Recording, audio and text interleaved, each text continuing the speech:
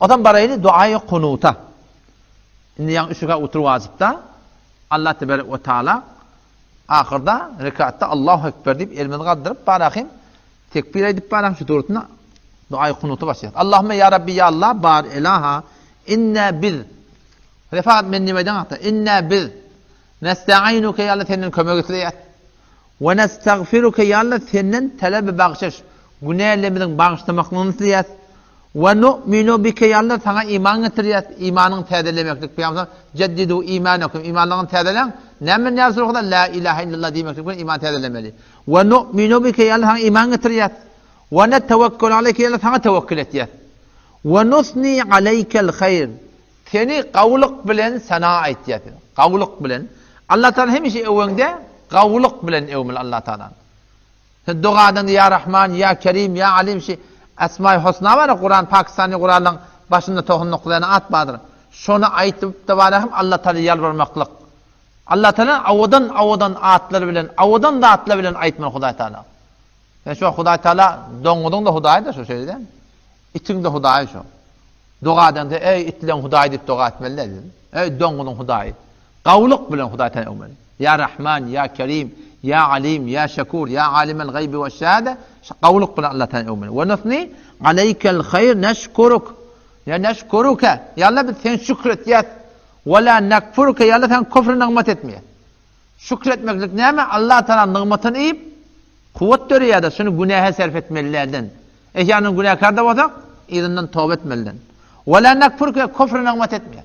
Şükrü nimet et efzun kune. Şükretsen hem dilin bilen dilin şükür neyme? Elhamdülillah demek.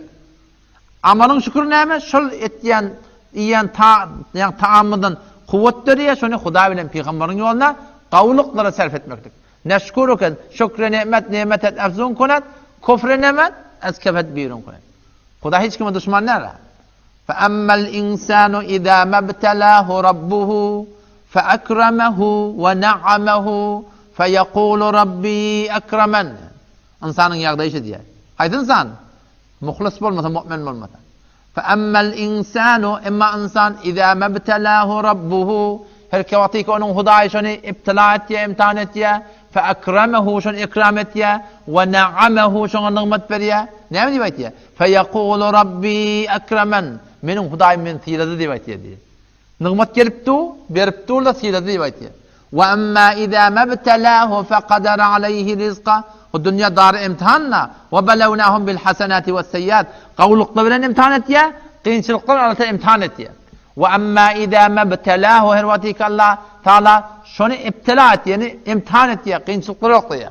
فَقَدَرَ عَلَيْهِ رِزْقَهُ Rızkını darın diyen Teala ona mı ne mi diye? فَيَقُولُ رَبِّي اَهَانًا Min Rabbim bana ihanet etti diye. Huday beni gözlerim, bir beni gördü mü? Allah ne mi diye? Kelle herkes böyle diye. Men şu Hudaylanla dun, sen bendegiğinde gurun tabılttı diye. Kelle, idi ne mi son? Belle tukrimunel yetim, başına bela geldi, yetimi hilan aktı diye. Hadi ödün gör yani. Belle tukrimunel yetim, ve la tehaddune ala ta'amil miskin. Garip katar gözeme olsa, sen öğlenin işin yok fakat ödün kim gör diyen kurbalık ödün salyardın.